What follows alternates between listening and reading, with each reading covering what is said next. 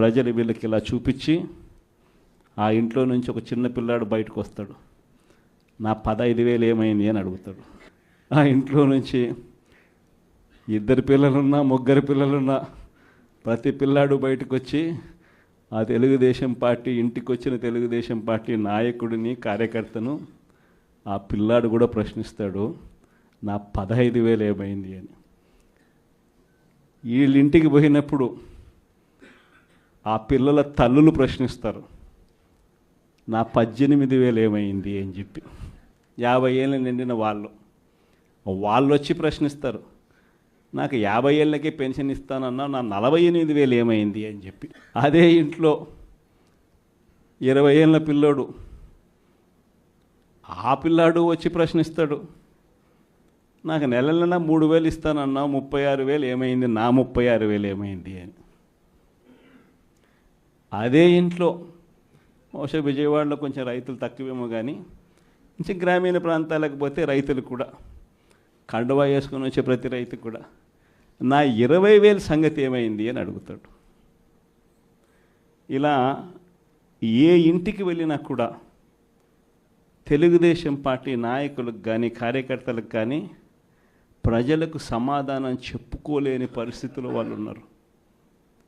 ఎన్నికలప్పుడు ఏదైతే మాట చెప్పాడో ఆ రోజేమో మేము చెయ్యకపోతే మా కాలర్ పట్టుకోండి అని అన్నాడు. మరి ఈరోజు ప్రజలు కాలర్ పట్టుకుంటారేమో అని చెప్పి భయపడి రెడ్ బుక్ రాజ్యాంగం నడుపుతూ ఉన్నారు. ఈరోజు ఏమంటా ఉన్నారు, ఎన్నికలు అయిపోయిన 9 నెలల తర్వాత ఈరోజు ఏమంటా ఉన్నారు, సంపద సృష్టించడం ఎట్టనో నా చెవిలో చెప్తే నేను తెలుసుకుంటాను అంటున్నాను. వాస్తవాలు. ఇదే మాటలు ఎన్నికలకు ముందు నేను చెప్పా, చంద్రబాబు నాయుడు నమ్మడం అంటే చంద్రముఖిని నిద్ర లేపడమే అని. ఇదే మాటలు నేను ఎన్నికలప్పుడు చెప్పిన, చంద్రబాబు నాయుడు నమ్మడం అంటే పులి నోట్లో తలబెట్టడమే అని చెప్పి. ఇదే మాటలే నేను చెప్పా. మేనిఫెస్టో ప్రజెంటేషన్ చేసేటప్పుడు ఇక్కడ ఇలా నిలచుని ఇలా మేనిఫెస్టోని ఇలా చూపించా. మన మేనిఫెస్టోని ఇలా చూపిస్తూ వాళ్ళు చెప్పిన మేనిఫెస్టో హామీలను కూడా ఇలానే చూపిస్తూ చెప్పా. ఇది సాధ్యమయ్యేటి కాదయ్యా చంద్రబాబు నాయుడు చెప్పేటివి. రాష్ట్రానికి సంబంధించిన బడ్జెట్ ఇది, మనం చేస్తూ ఉన్న బటన్లు నొక్కే కార్యక్రమం ఇది, దీనికే ఇంత డబ్బు ఖర్చు అవుతుంది.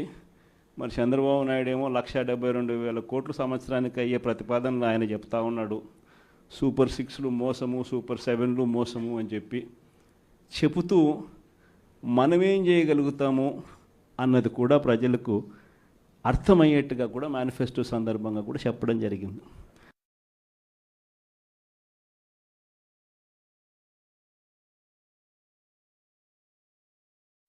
ఈ రోజుకి కూడా నేను చెప్తా ఉన్నా, ఓడిపోయాం పర్వాలా, ప్రతిపక్షంలో కూర్చొని ఉండం అది పర్వాలా, మళ్ళీ రీలు వెనక్కి తిరిగి మళ్ళీ అదే రోజుకు మళ్ళీ తిరిగి వెళ్ళి కనీసం ఇలా జరుగుతుందని తెలుసు కదా ఇప్పుడు ఎలా చెప్తావు అని చెప్తే మళ్ళీ ఆ రోజు వచ్చినప్పుడు ఇదే విధంగానే మళ్ళీ చెప్తా. ఎందుకనంటే రాజకీయాలలో విలువలు విశ్వసనీయత అన్న పదానికి అర్థం అది. ఎన్నికలు ఎప్పుడొచ్చినా కూడా అదే విలువలు అదే విశ్వసనీయత అన్న ఒకే ఒక్క పదం మీద మళ్ళీ వైఎస్ఆర్సీపీ మళ్ళీ అఖండ మెజారిటీతో మళ్ళీ గవర్నమెంట్. కానీ ఈసారి ఫామ్ చేసినప్పుడు మాత్రం ప్రజలకు చంద్రబాబు నాయుడు నైజం పూర్తిగా అర్థమైపోతుంది. కాబట్టి మనల్ని మళ్ళీ 30 ఏళ్ళు అక్కడే కూర్చోబెట్టే విధంగా కూడా ప్రజలు ఖచ్చితంగా అడుగులు వేస్తారన్న నమ్మకం నాకుంది. ఎందుకంటే ఈరోజు ఒకవైపున ఇచ్చిన హామీలన్నీ కూడా పక్కకి వెళ్ళిపోవడం అన్నది ఒక ఆస్పెక్ట్ అయితే, రెండో ఆస్పెక్ట్ ఏమిటి అని అంటే ప్రతి పథకము కూడా ట్రాన్స్పరెంట్గా పారదర్శకంగా ప్రతి ఇంటికి చేర్చే పరిస్థితి నుంచి ఈరోజు అన్ని కొలాప్స్. కేవలం 9 నెలలు. ఒకవైపున వ్యవస్థలన్నీ కొలాప్స్, మరోవైపున ఏది చూసినా స్కామే. ఏ గ్రామంలో చూసినా బెల్ట్ షాపులు. ఎమ్మెల్యే దగ్గరుండి ఆక్షన్ పాడిస్తూ ఉన్నాడు. 2 లక్షల 3 లక్షల నీ ఇష్టం. ఆ 2 లక్షలు కట్టడానికి పోలీసులు సపోర్ట్ చేస్తారు, దగ్గరుండి మద్యం అమ్మేట్టుగా. ఎంఆర్పి రేటుకు వాళ్ళు కొనుక్కుంటారు, ఎంఆర్పి రేటు ప్లస్ వీళ్ళ ప్రాఫిట్ వేసుకొని వాళ్ళు అమ్ముతారు. ఏ గ్రామంలో చూసినా కూడా, ఏ బంకులో కూడా ఈరోజు మద్యమే కనిపిస్తూ ఉంది. మొట్టమొదటిసారిగా గవర్నమెంట్ నడుపుతా ఉన్న మద్యం షాపులను తీసేసి ప్రైవేట్ వాళ్ళని తీసుకొచ్చేసినారు.